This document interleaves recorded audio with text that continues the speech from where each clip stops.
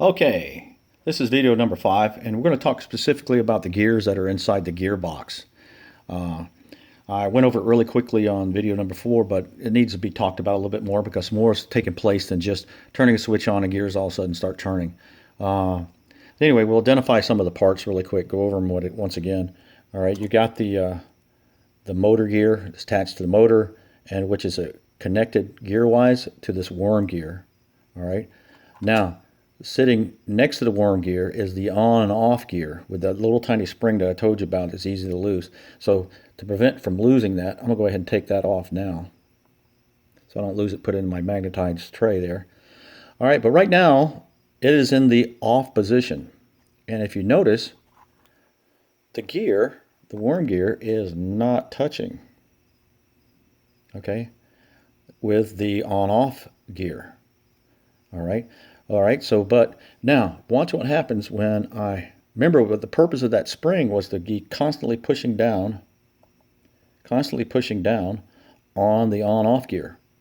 Now, as soon as I push forward, when I push forward on the on-off switch, that gear, if it properly, it'll fall down into place. There it went. You see it fall into place? What happened is it just now mated up with the on-off upper gears to the worm gear. Now the on-off switch lower gears now will be attached to this coupler gear right here. Now the upper part of the coupler gear is attached to the on-off gear, but the lower part of the coupler gear, way down in there, is attached to the main drive gear right here. And the main drive gear is attached to the axle gear. All right, so when it's turned off, okay, everything's free to spin around. That's because what happens is when you pull back on the on-off switch, okay, you'll watch and you'll see that little gear rise up. See it rise up? All right, now what happens when I straighten it out? It's no longer touching the worm gear. It's free of the worm gear. So now all the gears are free. You're not trying to turn this motor. All the gears are free to freely spin. Now if I push forward on it once again to turn it back on, that gear will fall back down into place. And it did. Now let's see why is that happening. So we're going to pull this on-off switch all the way out. All right. So on the on-off switch, all right, there's that piece of metal I told you that runs all the way from one side of the white wire right there all the way across to the other side over there. But anyway, what we want you to pay attention to right now is this ramp right here. Is this ramp. Whoop. Slid underneath. All right. The other end of the on-off gear, the axle is at this one end, but we're talking about the axle on the other end, rides right here. And as you push this switch back and forth, it slides, and then it falls into that hole. Well, that spring-loaded gear will make that on-off gear fall down and make contact with the worm gear. And when you turn it off, it'll rise it up, disconnect from the worm gear, and it's back in this position, not touching anymore. So you push it forward again, turn it on, the gear falls down, the spring-loaded gear falls it down and makes contact. All right, so let's go ahead and put that back inside.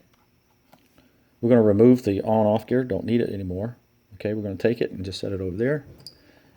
All right, now we're going to talk about this little gear, a little coupling gear.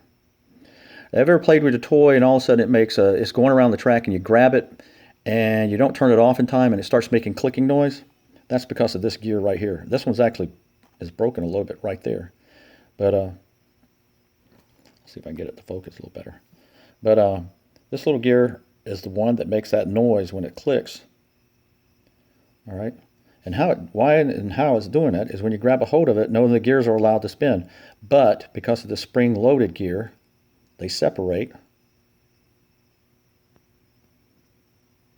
from each other, and right there, see that? That's what makes the clicking noise. That little tab right there falls in and out of those little boop, you hear it click, falls in and out, and that's what gives you the clicking noise. Now what that does is prevent when you grab a hold of your toy and it's running around the track and you grab a hold of it and you hold it in one spot, from tearing up all the gears from grinding down, is this right here clicks and spins without tearing everything up.